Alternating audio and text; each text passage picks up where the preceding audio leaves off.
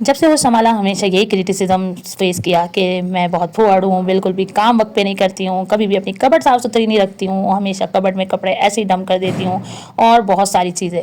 क्योंकि मैं घर में छोटी थी और हमेशा बहन जो थी वो मेरी तमाम काम कर दिया करती थी और मुझे हमेशा प्रोटेक्ट करती थी। इसी तरह मेरी पप्पी थी, वो मेरा बहुत ख्याल रखती थी। पापा से भी हमेशा यही था कि कहीं ना कोई रियायत मिल ही जाया करती थी। अम्मा हमेशा यही कहती थी कि नहीं, रोटी बनानी है तो हमेशा एक पेड़ा छोड़ दिया करती थी जब मैं बहुत ही छोटी थी कि एक रोटी तुमने ज़रूर बनानी है। इसी तरह थोड़ी थोड़ी करके जिम्मेदारियाँ वो हमेशा मुझ पर डाला करती थी और मैं इन जिम्मेदारियों से ना बहुत चिढ़ जाया करती थी कि भाई जब मुझ पर पड़ेगा ना तो मैं खुद ही खुद कर लिया करूँगी, ऐसा नहीं है कि मैं नहीं करूँगी। फिर जब वक्त आया और वक्त पे पड़ी सर पे और जब घर में कोई औरत नहीं थी, यानी कि मेरी अम्मा भी चली गई थी बाहर अपनी जॉब के सिलसिले में और मैं रह गई थी अकेली, तो फिर मैंने घर के तमाम कामों को खुद संभाला, बगैर किसी के हेल्प के तमाम काम अपने ओन पर किए। चाहे वो घर संभालना हो, चाहे वो घर की सफाई हो, चाहे वो खाना बनाना हो, हर चीज़ को अपने हिसाब से मैनेज किया। इनफैक्ट मेरे भाई, मेरे पापा तमाम अपने जो पैसे थे ना, अखराजात भी घर के, वो मेरे ही सुपुर्द करते थे और मैं पूरा घर खुद ही रन करती थी। अगर मुझसे पूछे ना तो घर की सफाइयों से ज़्यादा ना मुझे किचन के काम करना बड़ा पसंद था। किचन में कोई भी नई चीज़ लाना और किचन के कामों को अंजाम देना, यानी कि नई नई तरकीबें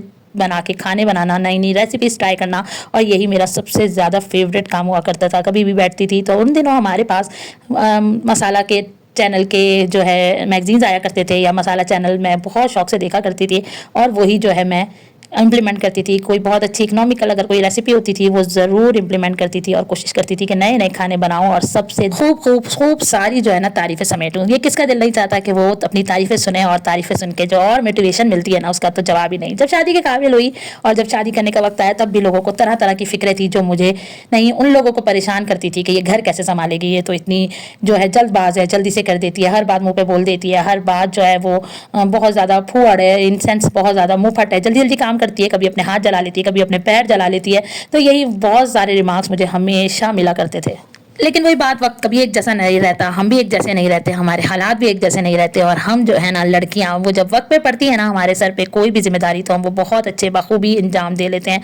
अगर हम लोग फरार करने वाले नहीं हैं, चाहे कैसे भी हालात हों, कैसी भी मुश्किलात हों, उन सब से जो है वो आपको लड़ना आना चाहिए, आपको उन सब को फेस करना आना चाहिए, तभी आप अपनी ज़िंदगी में कामयाब होते हैं। तो कल जो मेरे लिए लोग परेशान हुआ करते थे ना कि ये ज़िंदगी में आगे कैसे बढ़ेगी, ये किस तरह अपनी ज़िंदगी को मोटिवेशनली या बहुत पॉजिटिवली गुजारेगी, वो आज मुझसे बहुत सारी चीज़ें सीखते हैं और मेरी चीज़ों को अपनी ज़िंदगी में इम्प्लीमेंट करते हैं। और अल्हम्दुलिल्लाह ये मेरे परवरदिगार का ही एहसान है, क्योंकि उसी ने मुझे इस काबिल किया है कि मैं किसी के लिए थोड़ी सी भी उसकी मोटिवेशनल आइडियल या किसी भी किस्म की छोटी मोटी ही चीज़ बन पाऊँ। तो आज ज़िंदगी में अल्हम्दुलिल्लाह बहुत सुकून है, बहुत कामयाबी है। परवरदिगार का करोड़ों बार एहसान है, उसने जितना दिया है ना उसकी कमी नहीं है। सिर्फ इसलिए कि मैंने कभी दिल से किसी का बुरा नहीं चाहा और हमेशा सबके लिए पॉजिटिव रही कर ज़िंदगी गुजारी और हर किसी को अच्छे से अच्छा मशवरा दिया। जैसे अपनी ज़िंदगी के बारे में सोचा वैसे ही कोशिश की कि दूसरों को भी वैसे ही मशवरा दूँ। चलें जी, फिर मिलूँगी एक और अच्छे से व्लॉग के साथ। Okay bye.